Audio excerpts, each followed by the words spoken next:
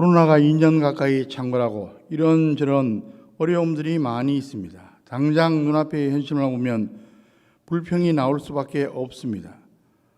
코로나19 신규 확진자 수가 사상 처음으로 4,000명대를 돌파하며 심각한 확산세를 지금 보이고 있습니다. 위중증 환자도 계속 늘어가는 추세입니다.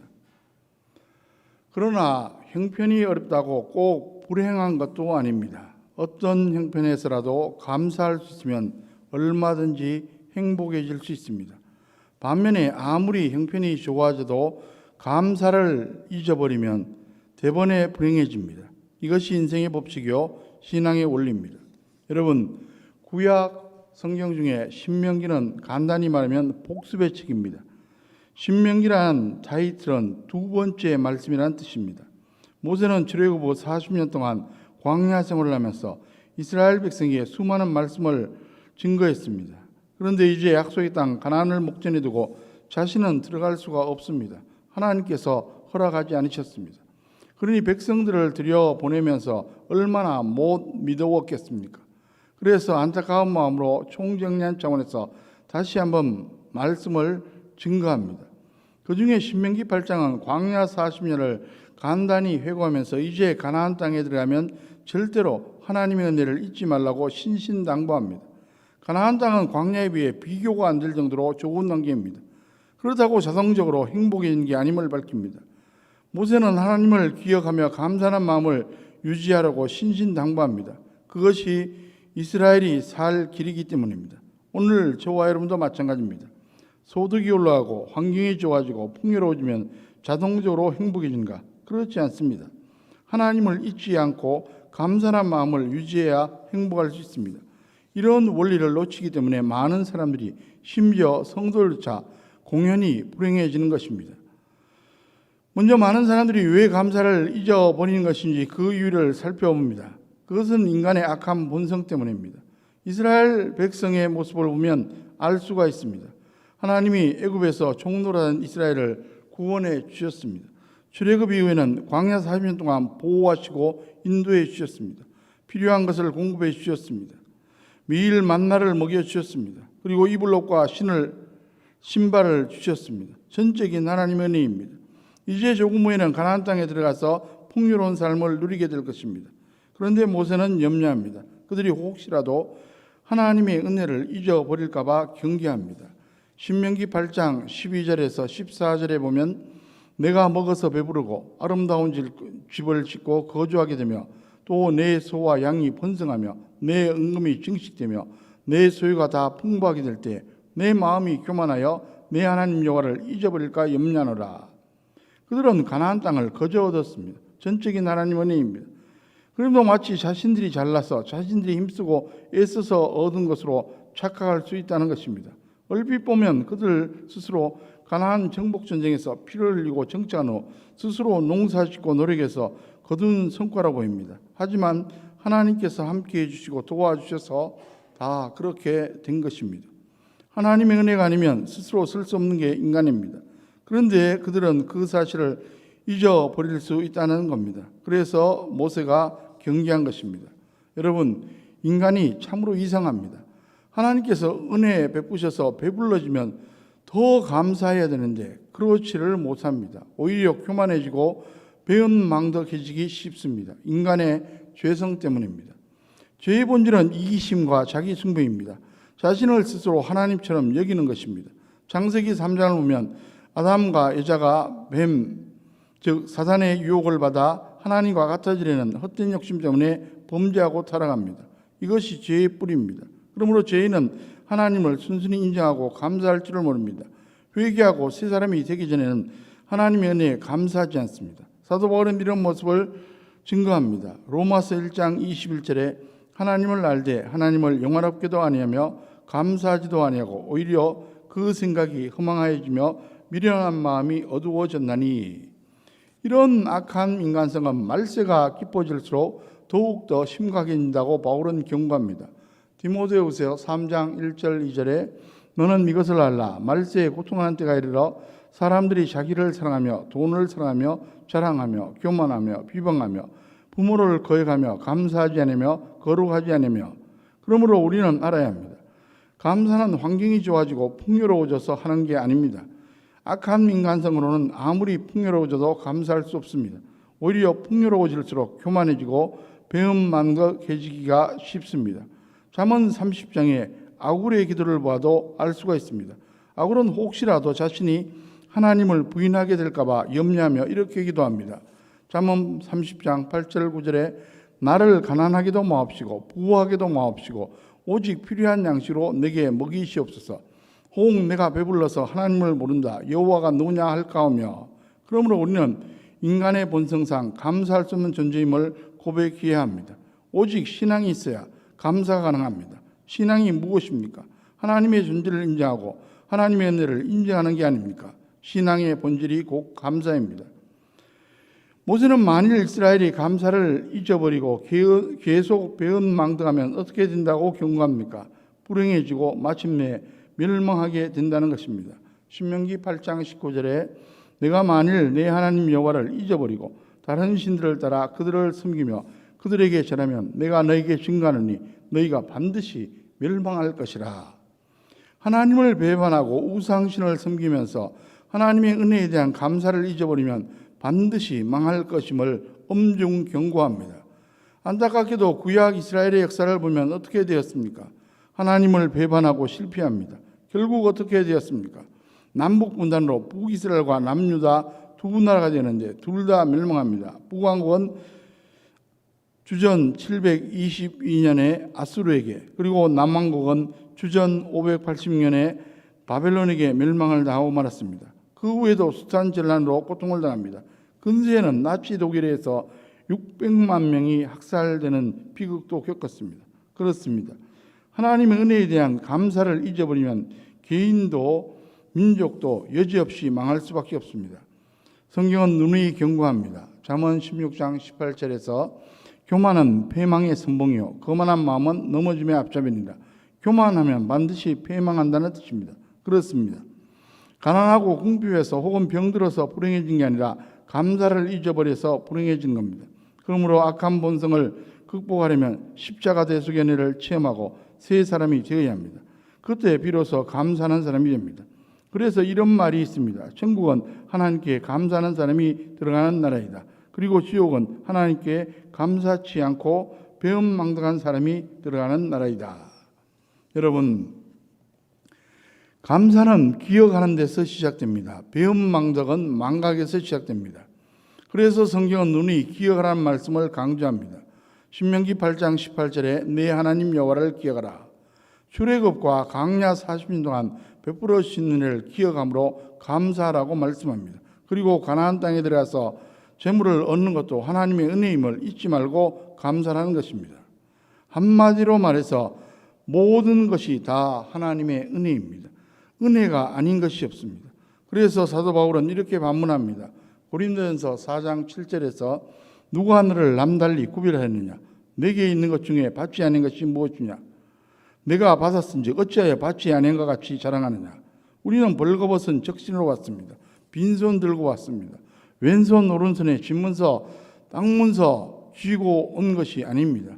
아무리 금수지라도 자신의 노력이 아니라 부자 부모를 만났기 때문입니다. 그 부모는 하나님에게서 받은 것입니다. 아무리 흙수저라고 부모에게서 받은 게 없다고 강변해도 하나님에게서 받은 게 적지 않습니다. 그리고 무엇보다 이스라엘이 출애굽의 은혜를 받은 것처럼 우리는 십자가 대속의 은혜를 받았습니다. 영원한 사망에서 구원받고 영원한 생명을 얻었습니다. 천국에 들어갈 소망을 얻었습니다. 이렇게 따져보면 우리에게는 뭐가 없는 게 불평거리가 아니라 사실은 있는 만큼 그것이 많든 적든 감사할 뿐입니다. 본래 멸망할 인생이요 빈손 들고 온 인생일진데 구원받은 한 가지만으로도 감사하고 지금 살아있는 것만도 감사한 것입니다. 신앙 잡지에 실린 어느 주부의 간증입니다. 그녀는 평소 단조롭고 분주한 일상에 몹시 불만스러웠습니다. 그러던 어느 날 잠에서 깼는데 허리를 움직일 수 없는 겁니다. 조금만 움직여도 통증이 있었고 얼마 후에는 화장실도 못 갈 정도가 되었습니다. 결국 119를 불러 들것에 실려 병원으로 이송됐습니다. 각종 검사를 받으면서 두려운 생각이 들었습니다. 이대로 살다 가나? 이러다 그냥 죽는 것은 아닌가. 점점 마음이 급해졌습니다. 하나님께 간절히 기도했습니다. 하나님 아버지, 걸을 수 있게만 해 주세요. 아니, 아이들 밥만 해줄 수 있게 해 주세요. 아니, 일상생활만이라도 할 수 있게 해 주세요. 더 바라지 않습니다. 나중에 확인한 결과 병명이 급성 요추부 염자였습니다. 다행히 한 달 후에 퇴원했습니다. 그녀는 감개하면서 이렇게 기도했습니다. 하나님 아버지, 걷게 해주셔서 감사합니다. 숨 쉴 수 있게 해주신 것 정말 감사합니다. 그렇습니다. 우리가 잊어버리고 살아서 그렇지 알고 보면 모든 게 하나님의 은혜입니다. 하나에서 열까지 다 하나님의 은혜입니다. 여러분, 죽다 살아난 사람의 심정을 생각해 보십시오. 모든 게 감사 제목입니다. 죽다 살아났는데 무엇이 불만이고 불평이겠습니까? 부디 저와 여러분들도 이런 생각을 놓치지 말고 어떤 경우라도 살아있는 것으로 그리고 구원받은 것으로 감사하며 살아가시를 주님의 이름으로 간절히 축원합니다. 여러분, 우리가 연약한 인간인지라 고난이 극심해지면 자칫 마음이 흔들려 원망하거나 불평하기가 쉽습니다. 그럴 때 마음을 다 잡고 하나님을 의지하면 감사함으로 기도할 수 있습니다.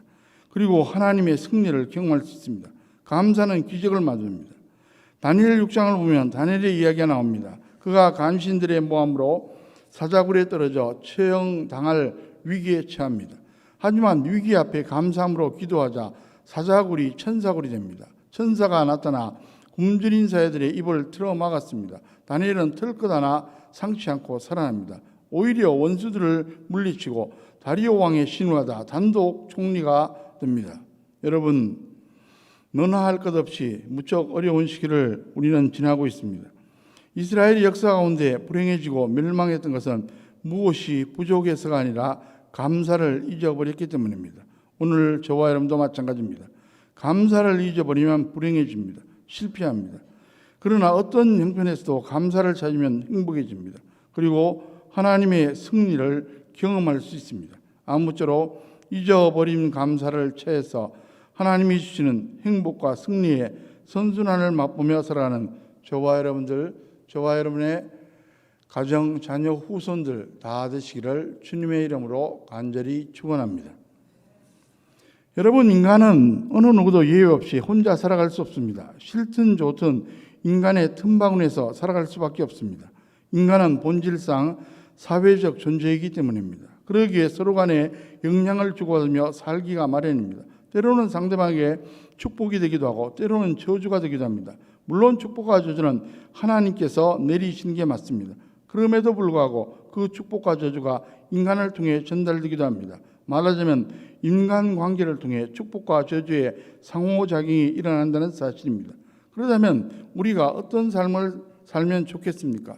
서로에게 저주가 되는 게 아니라 서로에게 축복이 되어야 합니다. 나 때문에 주변 모든 사람들이 축복을 받게 되면 정말로 좋을 겁니다. 그것이 나 자신이 잘 되는 길이기도 합니다. 본문에 등장하는 요셉이 바로 그런 사람이었습니다. 요셉은 야곱의 11번째 아들로 아버지의 사랑을 독차지했습니다. 야곱의 네 부인들 중에 가장 사랑했던 라헬의 첫 아들이라 그랬을 겁니다. 그런 이유로 오히려 형들의 미움을 샀습니다. 어느 날 아버지 심부름으로 형들이 양떼를 치는 곳에 찾아가는데 평소에 그를 미워하던 형들이 노예 상인에게 팔아버립니다. 그는 애굽으로 끌려갔고 바로왕의 친위대장 보디발의 집에 들어가 종살이를 하게 됩니다. 그곳에서 신실하게 일한 결과 가정총무가 됩니다. 그런데 이번에는 보디발의 부인이 유혹하는 것을 거절했다가 미움을 사서 거짓 모함으로 감옥에 갇히게 됩니다. 그곳은 왕의 제수를 가두는 곳이었는데 거기서 전직 고위관리 둘, 술 맡은 관원장과 떡 굽는 관원장을 만나게 됩니다. 그들의 꿈을 해석해 주었는데 떡 굽는 관원장은 처형을 당하고 술 맡은 관원장은 추록에서 복직합니다. 그 후 바로 왕이 꿈을 꿨는데 해석을 한 자가 없어 번민하는데 마침 술 맡은 관원장이 요셉을 기억해냅니다. 이렇게 해서 요셉이 바로 왕 앞에 급히 불려갑니다. 요셉이 그 꿈이 7년 풍년 후에 7년 흥년을 의미함을 설명해 줬고 그에 대한 대비치까지 제시해 줍니다. 이에 감탄한 바로 왕이 그를 애굽의 총리로 세웁니다. 7년 6년이 닥쳐서 각국의 식량이 심해졌지만 애굽에는 식량이 풍부했습니다. 주위 나라에서 많은 사람들이 식량을 사러 옵니다. 요셉의 형제들이 그 대열에 끼어서 식량을 사러 왔다가 극적인 상분을 합니다. 야곱은 죽은 줄만 알았던 요셉이 총리가 되었다는 소식을 듣고 애굽 이민을 결정합니다. 이렇게 해서 이스라엘족이 애굽으로 갔고 요셉 덕분에 그곳에 정치하게 됩니다. 야곱의 사망 후에도 요셉은 형제들과 조카들까지 다 부양합니다. 그러다가 110세에 천국에 들어갑니다. 여러분, 인간 상호 간에 주고받는 영향을 한마디로 표현하는 말이 있는데 바로 뭐뭐 때문에라는 단어입니다. 아무개 때문에 축복을 받다, 아무개 때문에 저주를 받다, 이런 식의 표현입니다. 다시 정리해서 말씀드리면 이런 것입니다. 뭐뭐 때문에라는 말은 때로는 긍정적인 의미로, 때로는 부정적인 의미로도 사용됩니다. 다른 말로 표현하면 뭐뭐 덕에 혹은 뭐뭐 탓에, 이런 두 가지 뜻으로 사용된다는 말입니다. 이처럼 인간관계에서 어떤 경우는 남에게 저주가 되는 사람이 있고 또 어떤 경우는 축복이 되는 사람이 있습니다. 다른 말로 표현하면 저주의 통로가 되는 사람과 축복의 통로가 되는 사람이 있습니다. 요셉의 주변에는 저주의 통로가 되는 사람들이 있었습니다. 우선 그의 형들이 그러했습니다. 요셉은 야곱의 12아들 중에서 11번째입니다. 아버지의 사랑을 독차지했습니다. 그래서 형들이 시기하고 미워했습니다. 그러던 어느 날 아버지가 심부름을 시킵니다. 형들이 들판에서 양을 치고 있는데 잘 하고 있나 보고 오라는 겁니다. 외딴 들판에서 만난 형들이 요셉을 제갈 기회로 여기고 결국은 그를 노예 상인들에게 팔아버립니다. 아버지에게는 짐승에게 잡혀 먹었다고 거짓말을 합니다. 본문 1절은 그런 상황을 간략하게 서술하고 있습니다. 1절 말씀을 보십시오. 요셉이 이끌려 애굽에 내려가매 노예 상인들이 요셉을 애굽으로 끌고 갔습니다. 요셉 형들은 그의 인생의 저주의 통로가 되는 자들이었습니다. 또 보디발의 아내가 있습니다. 요셉이 애굽에서 보디발의 집에 노예로 팔려갔습니다. 보디발은 바로 왕의 친위 대장, 요즘 말하면 경호실장이었습니다. 요셉이 그의 집에서 일을 잘하고 있었는데 요셉을 좋아하던 보디발의 아내가 그를 유혹합니다. 요셉이 물리쳤지만 결국 모함을 당해서 감옥에 들어갑니다. 부잣집 아들이었던 요셉이 하루아침에 노예가 된 것도 기가 막힌데 게다가 죄수까지 된 것입니다. 인생을 살다 보면 이런 경우가 비일비재합니다. 멀쩡히 살아가다 주변 사람들이 내 인생에 걸림돌이 되는 경우가 얼마나 많은지 모릅니다. 성경에 보면 그런 경우가 여러 군데 등장합니다. 여호수아 7장에 보면 아간의 이야기가 나옵니다. 이스라엘이 가나안 땅 정복에 나서 첫 번째 성인 여리고에서 대승을 거둡니다. 그때 하나님께서 경고한 말씀이 무엇입니까? 전리품을 개인적으로 취하지 말라는 말씀입니다. 광야 생활하던 그들에게 시험거리가 될 수 있기 때문입니다. 그런데 아간이 몰래 시날산 외투와 금덩어리, 은덩어리를 숨겨둡니다. 그 아이성을 정복하는데 이스라엘이 어이없이 패배하게 됩니다. 여리고성에 비하면 아이성은 정말 아이 같은 작은 성인데도 말입니다. 나중에 알고 보니까 아간의 죄 때문에 하나님께서 축복하시지 않은 겁니다. 아간 때문에 수백만 명의 이스라엘 공동체가 저주를 받게 된 겁니다. 요나서 1장을 보면 요나 때문에 많은 사람들이 고통을 당하는 이야기가 나옵니다. 하나님께서 요나에게 아수르의 니느웨 성에 가서 말씀을 전하라고 사명을 주셨습니다. 그런데 불순종하고 다시스로 가는 배를 타고 도망가던 중 어떤 일이 납니까? 배의 밑층에 들어가 꿀꿀 잠을 자고 있는데 난리가 납니다. 큰 폭풍이 일어나며 배가 난파 직전에 이르게 됩니다. 배 안에 타고 있던 많은 사람들이 요나 때문에 죽을 지경이 된 것입니다. 결국 요나를 바다에 던져버리고 나서야 광풍이 가라앉게 됩니다.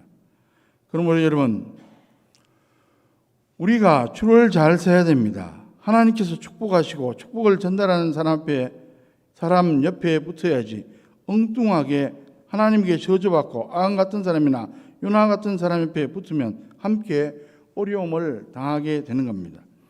이와 반대로 어떤 사람은 그 사람 때문에 주변 사람들까지 덩달아 복을 받는 경우가 있습니다. 이런 사람이 바로 축복의 통로입니다. 인간은 본래 아담 이후 저주의 통로였습니다. 그런데 예수님 때문에 바뀌었습니다. 아담과 예수님의 관계를 생각해 보십시오. 인류의 시조 아담은 하나님을 배반하고 범죄함으로 모든 인류에게 죄를 퍼뜨렸습니다. 그로 인해 사망도 왔습니다. 예수님을 통해서 믿는 모든 자들이 죄와 사망에서 구원받고 영생을 얻게 되었습니다. 그렇습니다. 우리는 예수님 때문에 구원받고 축복을 받은 사람들입니다. 그러므로 이제 우리가 다른 사람들에게 축복을 전달하는 통로가 되어야 합니다.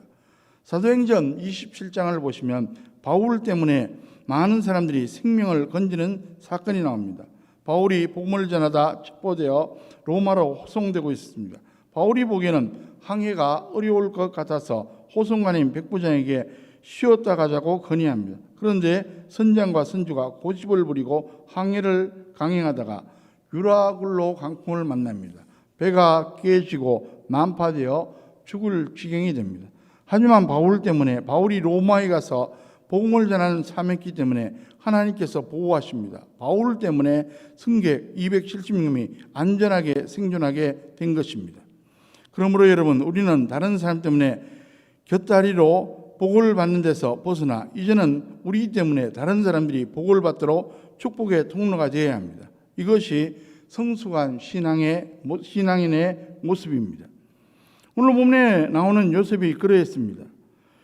성경은 요셉의 생애의 특징을 한마디로 형통이란 말로 표현합니다. 본문 39장을 보시면 형통이란 말이 여러 번 반복됩니다. 그런데 그보다 앞서 중요한 것이 무엇입니까? 형통한 자라는 말입니다. 요셉이 이런저런 일에 형통했다는 말을 하기 전에 먼저 형통한 자라는 말을 강조합니다. 사람 자체가 형통한 사람이 되는 게 더 중요하다는 것입니다. 그러면 형통한 삶을 살게 됩니다. 우리의 삶 속에서 한 가지 한 가지 형통한 것보다 먼저 사람 자체가 형통한 사람이 되는 것이 중요합니다. 그러면 그 사람의 삶은 저절로 형통하게 되는 겁니다.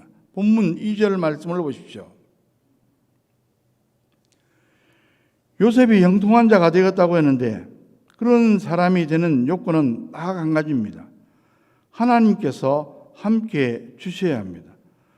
요셉의 생애가 38장을 제외한 37장부터 50장에 걸쳐 길게 기록되는데 요셉의 인생을 기술하면서 계속 반복되는 테마가 있습니다. 여호와께서 요셉과 함께 하셨다. 비유하면 요셉의 인생 교양곡의 테마가 바로 이것입니다. 성경은 요셉의 생애를 기록하면서 여호와께서 요셉과 함께 하셨다는 말을 여러 번 반복하고 있습니다. 39장 3절에 보면 그의 주인이 여호와께서 그와 함께 하심을 보며 또 여호와께서 그의 범사에 형통하게 하심을 보았더라. 39장 21절에 여호와께서 요셉과 함께 하시고 39장 23절에 간수장은 그의 손에 맡긴 것을 무엇인지 살펴보지 아니하였으니 이는 여호와께서 요셉과 함께 하심이라. 여호와께서 그를 범사에 형통하게 하시더라. 그러니까 요셉이 형통한 사람이 된 것은 바로 하나님께서 요셉과 함께 해주셨기 때문이라는 말씀입니다. 그래서 사도행전 7장 중 스데반의 설교에 등장하는 요셉의 생애 기록을 보면 이런 사실을 똑같이 증거합니다. 사도행전 7장 9절 10절에 보면 여러 조상이 요셉을 시기하여 애굽에 팔았더니 하나님이 그와 함께 계셔 그 모든 환난에서 건져내사 애굽 왕 바로 앞에서 은총과 지혜를 주시매 바로가 그를 애굽과 자기 온 집의 통치자로 세웠느니라. 여기서 여러 조상은 야곱의 아들들, 즉 요셉의 형들을 가리킵니다.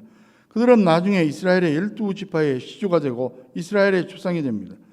요셉이 그들에게 미움을 받아 애굽에 팔려갔지만 애굽의 총리가 되고 이스라엘의 지도자가 될 수 있던 이유가 뭐라고 증거합니까? 하나님이 그와 함께 했죠. 하나님께서 함께 하시고 도와주셨기 때문이라는 말씀입니다. 그러니까 요셉의 형통의 비결은 그의 개인적인 장점이나 노력 때문이 아니라 하나님께서 함께 해주시고 도와주신 결과임을 강조합니다. 정리하면 이런 것입니다. 요셉은 하나님이 함께 해주심으로 형통한 사람이 되었다. 그래서 그의 생애는 형통하게 되었다. 그렇습니다. 인간의 노력이 기본적으로 중요하지만 그것만으로 승리할 수 없습니다. 만일 인간의 노력만으로 충분하다면 세상에 실패하는 사람은 별로 없을 겁니다. 아무리 잘나고 열심히 살아도 하나님께서 도와주시지 않으면 실패할 수밖에 없습니다. 반대로 인간적으로 좀 부족해도 하나님께서 함께 해주시고 도와주시면 얼마든지 승리할 수 있습니다. 인생 만사는 하나님의 손에 달려있음을 알 수 있습니다. 그런데 본문을 쭉 읽어보시면 좀 이상합니다. 요셉이 형통했다고 계속 말하는데 우여곡절이 많습니다. 종살이를 하고 감옥살이를 하고 고난이 이어집니다. 어떻게 보면 갈수록 태산입니다. 이것이 무슨 형통인가 하고 의문을 가지게 됩니다. 이상해 보입니다. 하지만 성경이 틀린 것이 아닙니다. 무슨 말입니까? 사람들이 일반적으로 알고 있는 것과 성경에서 말하는 형통의 개념은 다르다는 말입니다. 일반적으로는 무조건 잘되고 아무런 고난도 없는 것을 형통이라고 생각합니다. 그러나 그런 인생은 세상에 단 한 명도 없습니다. 아니, 단 1년을 살아도 그런 경우는 없습니다. 1년 360을 살다 보면 이런저런 일이 있고 우여곡절이 있습니다. 그러다면 성경에서 증가하는 형통의 의미는 무엇입니까? 고난이 있지만 하나님이 함께해 주셔서 결국은 잘 되는 것을 의미합니다. 세상에 고난이 없는 인생이 없고 고난이 없는 해도 없습니다. 항상 잘 되는 게 아니라 결과적으로 잘 되는 게 형통입니다. 아무리 잘 되다가도 나중에 잘못되면 그것이 무슨 형통입니까? 그러므로 성경에서 증가하는 형통이야말로 현실에서 나타날 수 있는 진짜 형통임을 알 수 있습니다.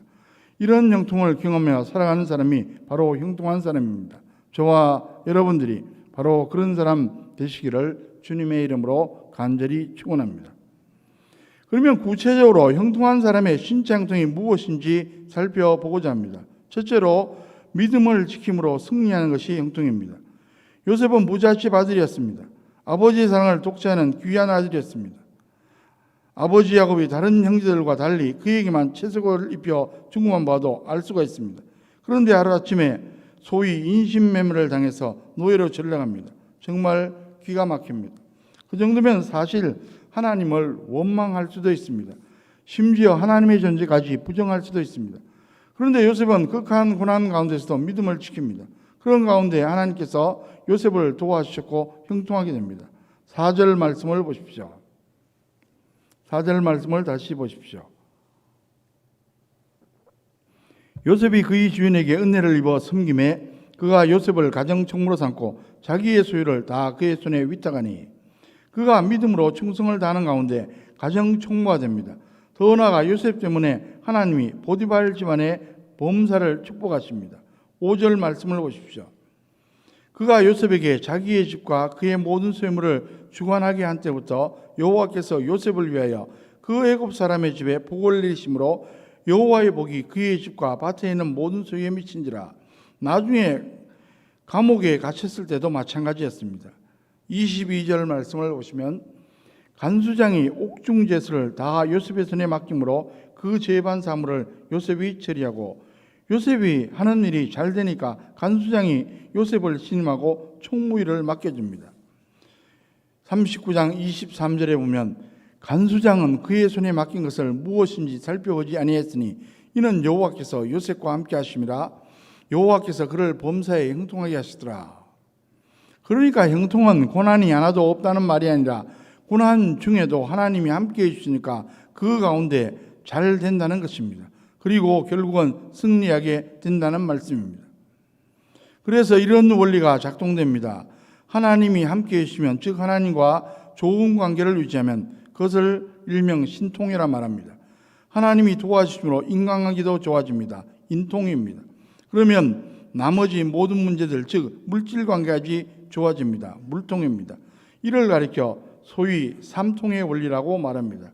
그러니까 어떤 경우라도 심지어 고난 중에 있을지라도 믿음을 지키면 결국은 승리한다는 것입니다. 그것이 바로 성경에서 말하는 형통입니다. 유대인 출신으로 세계적인 정치과 의사인 빅토르 프랭클의 이야기입니다. 그는 나치의 비밀경찰 괴슈타포에 의해 체포되어 아우슈비츠 수용소에 수감되어 고생하다가 구사일생으로 구출되어 하나님의 영광을 드러낸 승리 인생을 산 사람입니다. 그 비결이 무엇입니까? 게슈타포 요원들이 그의 집에 들이닥쳐 모든 것을 강탈하고 그를 체포할 때입니다. 그들이 그에게서 가족, 의사면허, 전재산, 입고 있던 옷, 차고 있던 시계 등을 강탈했습니다. 마지막에는 그가 끼고 있던 결혼 반지마저 빼앗아갔습니다. 그때 그는 분노에 치를 때렸지만 마음을 다잡으며 이렇게 중얼거렸습니다. 그래, 좋다. 너희들이 나에게서 모든 것을 빼앗아 간다 해도 내 마음속에 믿음만은 빼앗지 못하리라. 결국 그 믿음으로 그렇게 힘든 수용소 생활을 이겨냈고 승리할 수가 있었습니다. 여러분, 그뿐이 아닙니다. 심지어 죽음이 닥쳐와도 끝까지 믿음을 지키는 사람은 결국 천국에 들어갈 수 있게 형통한 사람입니다. 잠언 14장 32절에 악인은 그의 환난에 엎드려도 의인은 그의 죽음에도 소망입니다. 그래서 베드로는 이렇게 증거합니다. 베드로전서 1장 9절에서 믿음의 결국 곧 영혼의 구원을 받음이라. 믿음을 지키면 결국 영혼 구원을 받고 천국에 들어간다는 귀한 말씀입니다. 부디 저와 여러분들 어떤 상황에 처해도 하나님이 함께 하심을 기억하고 믿음을 지킴으로 진짜 형통을 경험하시기를 주의 이름으로 간절히 축원합니다. 둘째로 양심을 지킴으로 승리하는 것이 형통입니다. 보디발의 집에서 가정식물을 잘하고 있는데 문제가 발생했습니다. 39장 6절 하반절에 요셉은 용모가 빼어나고 아름다웠더라. 체격이 좋고 잘생겼다는 말입니다. 그때 요셉의 나이가 아마 27세쯤 되었을 겁니다. 라헬의 아들이니까 그럴 만했을 겁니다. 야곱이 라헬과 결혼하기 위해 외삼촌 라반을 위해 무려 14년을 무보수로 일했을 정도니까 얼마나 미인이었겠습니까? 그런 라헬의 아들이니 어느 정도 짐작이 됩니다. 그런데 여기서 탈이 났습니다. 요셉의 잘못은 아니었고 보디발의 아내가 문제였습니다. 요셉을 매일 유혹합니다. 계속 거절해도 끝이 없었습니다. 그런 중 집안에 아무도 없을 때 일을 보러 들어왔던 요셉이 그 여인과 딱 마주치게 됩니다. 아마 그녀가 수단을 쓴 게 아닌가 싶습니다. 그때 요셉이 단호하게 거절합니다. 39장 9절 말씀을 보십시오. 이 집에는 나보다 큰 이가 없으며 주인이 아무것도 내게 금하지 아니하였어도 금한 것은 당신뿐이니 당신은 그의 아내입니다. 그런즉 내가 어찌 이 큰 악을 행하여 하나님께 죄를 지릴까? 그를 붙들고 늘어지는 여인을 뿌리쳤습니다. 그 바람에 옷이 벗겨져 물증이 되어 감옥에 들어가게 되었지만 그래도 잘한 겁니다. 만일 그녀의 요구에 마지못해 응했더라면 어떻게 되었겠습니까? 이런저런 혜택을 누렸을지 모르지만 결국 속된 말로 인생 종치는 겁니다. 여러분, 죄의 유혹에 타협하면 망합니다. 죽는 겁니다. 야고보서 1장 14절 15절에 오직 각 사람이 시험을 받는 것은 자기 욕심에 끌려 미혹됨이니 욕심이 잉태한 즉 죄를 낳고 죄가 장성한 즉 사망을 낳느니라. 식물 가운데 끈끈이 주걱이 있습니다. 그 이름에서 암시하는 대로 붉은 이슬같이 빛이 나고 아주 화려해 보입니다. 그 모습을 보고 곤충이 다가면 선모라는 털에 묻어있는 점에게 부터 끌려 들어갑니다. 그리고 분비된 소화액이 얼마나 독하고 강력한지 날개와 껍질을 녹여버립니다. 곤충이 비참하게 죽는 것은 유혹에 넘어갔기 때문입니다. 그러므로 우리가 죄악 가운데 형통하는 사람들을 부러워하면 안 됩니다. 다윗이 증거합니다. 시편 37편 1절 2절에 악을 행하는 자들 때문에 불평하지 말며 불의를 행하는 자들을 시기하지 말지어다. 그들은 풀과 지속히 배임을 당할 것이며 푸른 채소같이 세잔할 것이미로다. 악인은 형통하는 데도 결국은 망합니다. 진짜 형통이 아닙니다. 그러므로 의를 지키며 양심을 지키며 나아가야 합니다. 그럴 때 하나님께서 반드시 책임져 주십니다. 시편 37편 3절 4절에 보면 여호와를 의뢰하고 선을 행하라. 땅에 머무는 동안 그의 성실을 먹을 거리로 삼을지어다. 또 여호와를 기뻐하라. 그가 내 마음의 소원을 내게 이루어 주시리로다. 요셉은 이와 같이 양심을 지키고 죄를 피함으로 승리했습니다. 감옥에 들어갔지만 오히려 그것이 형통이었습니다. 왜냐하면 하나님께서 그를 정결한 일꾼으로 연단하시고 마침내 귀한 일꾼으로 사용하셨습니다. 사도 바울이 증거한 말씀 그대로입니다. 디모데후서 2장 21절에 그러므로 누구든지 이런 것에서 자기를 깨끗하게 하면 귀히 쓰는 그릇이 되어 거룩하고 주인의 쓰심에 합당하며 모든 선한 일에 준비함이 되리라. 부디 저와 여러분들도 어떤 경우에도 세상의 죄악과 타협하지 않고 양심을 지킴으로 결국 승리하는 진짜 형통을 경험하시기를 주의 이름으로 간절히 축원합니다. 셋째로 끝까지 인내함으로 결국 승리하는 것이 형통입니다. 요셉이 얼마나 큰 고통을 받았겠습니까? 시편 105편 17절부터 19절에 이렇게 기록되어 있습니다. 그가 한 사람을 앞서 보내셨으며 요셉이 종으로 팔렸도다. 그의 발은 착고를 차고 그의 몸은 쇠아램에 했으니 곧 여호와의 말씀이 응할 때까지라. 그의 말씀이 그를 단련하였도다. 그의 고난에도 불구하고 하나님은 요셉을 연단하시고 일하셨습니다. 오묘한 섭리입니다. 이처럼 끝까지 인내한 사람이 결국 승리합니다. 하나님께서 붙잡아 주시기 때문입니다. 시편 37편 23절 24절에 여호와께서 사람의 걸음을 정하시고 그의 길을 기뻐하시나니 그는 넘어지나 아주 엎드러지지 아니하면 여호와께서 그의 손으로 붙드심이로다. 아무리 고난이 계속되어도 끝까지 버티면 결국 승리합니다. 그러므로 지금 고난 가운데 있어도 일이 꼬이는 것 같아도 믿음을 지키고 있으면, 양심을 지키고 있으면 잘 되고 있는 중입니다. 괜찮습니다. 잠시 잘못되는 것처럼 보일 뿐입니다. 운동 경기를 할 때 우리 편이 밀리고 있으면 이렇게 응원합니다. 괜찮아, 괜찮아. 하나님께서도 마찬가지입니다. 우리가 고난을 당하고 있을 때 응원해 주십니다. 괜찮아, 괜찮아. 우리에게 승리를 보장해 주시는 하나님이 응원하시기에 반드시 승리할 줄로 믿습니다. 욥의 극한 고난 중 고백 그대로입니다. 욥기 23장 10절 그러나 내가 가는 길을 그가 아시나니 그가 나를 단련하신 후에는 내가 순금같이 되어 나오리라. 욥이 딱 그러했습니다. 그가 나중에 야곱이 죽은 후 벌벌 떠는 형들에게 이렇게 간증합니다.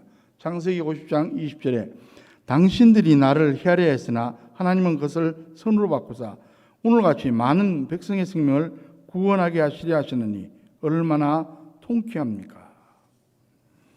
그래서 사도 바울은 이렇게 말씀합니다. 우리가 잘 아는 말씀이고 우리가 어려울 때 붙들었던 말씀입니다. 로마서 8장 28절에 우리가 알거니와 하나님을 사랑하는 자 곧 그의 뜻대로 부르심을 입은 자들에게는 모든 것이 합력하여 선을 이루니라. 부디 이런 형통의 원리를 확신하시기 바랍니다. 앞으로 어떤 상황이 우리 앞에 닥쳐와도 하나님이 함께해 주심으로 요셉처럼 형통한 사람이 되시기를 주님의 이름으로 간절히 축원합니다. 여러분, 사실 가만히 생각해 보면 요셉이 얼마나 억울합니까? 잘못한 것도 없이 노예가 되기도 하고 죄수가 되고, 하지만 요셉은 원망하지 않았습니다. 성경에 그런 기록이 전혀 나타나지 않습니다. 대개 사람들이 잘되면 내 탓, 잘못되면 조상 탓을 하는 게 인지상정인데도 말입니다. 여러분, 남의 탓만 하는 사람은 신앙의 진도가 안 나옵니다. 그냥 그 자리에서 헤매고 있게 됩니다. 그래서 성경은 분명히 말씀합니다. 원수라도 미워하지 말고 원망하지 말고 용서하고 더 나아가 축복하라고 말씀합니다. 로마서 12장 14절에 너희를 박해하는 자를 축복하라. 축복하고 저주하지 말라. 이것이 누구를 위해서입니까? 하나님의 명령이기도 하고 그 원수 같은 사람에게도 유익하지만 결국은 나 자신에게 유익한 것입니다. 예수님께서 친히 하신 말씀 중 이런 말씀이 있습니다. 마태복음 10장 12절 13절에 또 그 집에 들어가면서 평안하기를 빌라. 그 집이 이에 합당하면 너희 빈 평안이 거기 임할 것이요 만일 합당치 않으면 그 평안이 너희에게 돌아올 것이니라. 지금처럼 CCTV가 많이 없을 때 일입니다. 어떤 사람이 골목길에 자동차를 주차해 놓는데 누가 끌고 도망을 갔습니다. 얼마나 약이 오르겠습니까? 화가 나는 걸 꾹 참고 골목길 벽에 이런 쪽지를 크게 붙여놨습니다. 제 차 긁고 그냥 가신 분 자손만대 복을 받으시고 만수무강하시기 바랍니다. 왜 그랬을 것 같습니까? 그분이 성자라서 그런 게 아니라 그런 인간성 가진 나쁜 사람은 보나마나 하나님께서 축복하지 않을 테니까 그 축복을 자기가 다 받을 거란 생각으로 그렇게 한 것입니다. 우리가 축복했는데 그분이 축복에 합당한 사람이면 축복이 받게 됩니다. 반대로 내가 저주했는데 그 사람이 저주받을 사람이 아니면 그 저주는 나에게 돌아오는 겁니다. 축복도 마찬가지입니다. 축복했는데 그 사람이 축복받을 사람이 아니면 그 축복은 우리에게로 빈 사람에게로 돌아오는 겁니다. 그 심정 충분히 이해될 것 같습니다. 화내지 않고 그런 사람에게 축복을 비는 마음 참으로 귀한 것이기 때문에 하나님께서 복을 주신다는 말입니다. 여러분, 하나님이 함께하는 축복의 사람, 요셉이 가는 곳마다 축복의 역사가 나타납니다. 그렇습니다. 하나님의 역사는 축복의 물결로 나타납니다. 하나님이 함께해 주심으로 축복을 경험한 사람들을 통해 가정가정에 세계 곳곳에 축복의 물결이 번져나갑니다.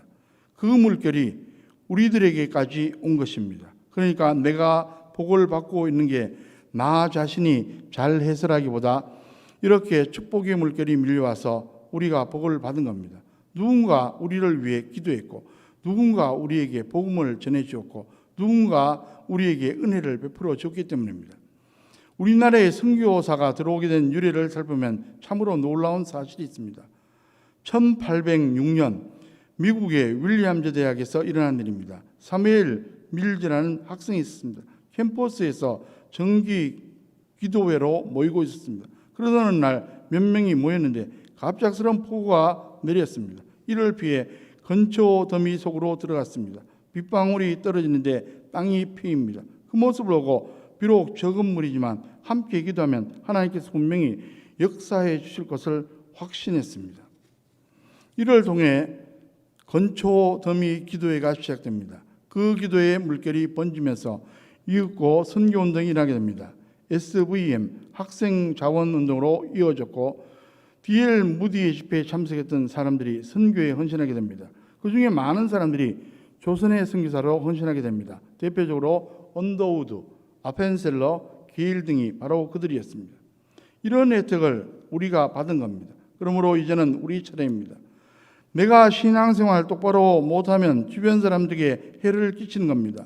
반대로 내가 기도하고 내가 복음 전하고 내가 사랑을 실천하고 내가 헌신하면 나 때문에 가정이 복을 받고 교회가 복을 받고 직장이 복을 받고 나라가 복을 받고 민족이 복을 받고 세계가 복을 받게 됩니다.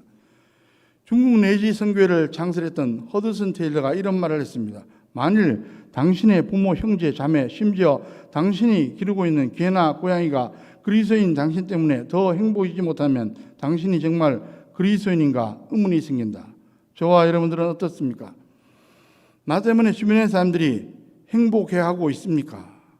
아무쪼록 요셉이 가는 곳곳마다 요셉 때문에 많은 사람들이 복을 받은 것처럼 나 때문에 우리 때문에 주변 사람들이 복을 받는 축복의 물결이 계속 번져나기를 주님의 이름으로 간절히 축원합니다.